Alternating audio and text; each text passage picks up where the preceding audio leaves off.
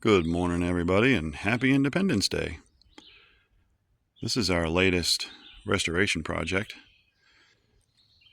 Amerind MacKissic Mighty Mac Chipper Shredder. This particular one dates from 1977, according to MacKissic. This is a Model 12P. You can see the size of this thing in a really good scale, given that it's hanging off the front of a full-size Wheelhorse garden tractor. It is a beast. We went through and disassembled it all, repainted everything in and out. We didn't get super precise with the paint on this one like we've done on other things because it's a worker. I'm going to literally put it right to work this morning. The bearing that you can see on the outside here is new. The chipper knives, I don't know if I can get a picture of this, but that silver piece is the anvil. There's a blade that comes around. I've sharpened the blade, repositioned the anvil to proper factory specs, 1/16 of an inch. Inside here, you can see the top there, and then down in here.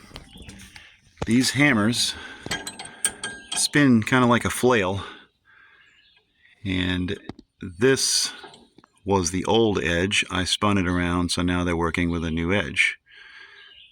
You can kind of see the difference in roundness there. And that one's nice and square. So to say that it should cut substantially better would be an understatement. That bearing, I don't know if it's original, but that's the old green color. We went with red, which is another one of MacKissic's colors. I left that bearing green, partially to remind me of what it was, and partially because they're kind of tough to clean, and it was really greasy and running good. I figured I'd leave it alone. I replaced this drive pulley on the outside. I added a larger idler that is right next to the drive pulley, and I added a secondary idler that is the lower one there. I may have ordered a drive pulley that's a little too small. I'm going to see how it runs. Maybe I'll leave it alone. Maybe I'll get one that's a little narrower so the belt sits higher. Maybe I'll get a 5/8 belt, but I'd rather not do that because I have a couple of these 1/2-inch belts laying around already.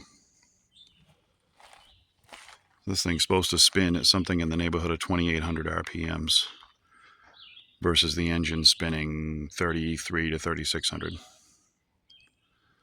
So we're going to give this thing a shot this morning sometime, see how it does, see what kind of adjustments I need, and we'll go from there.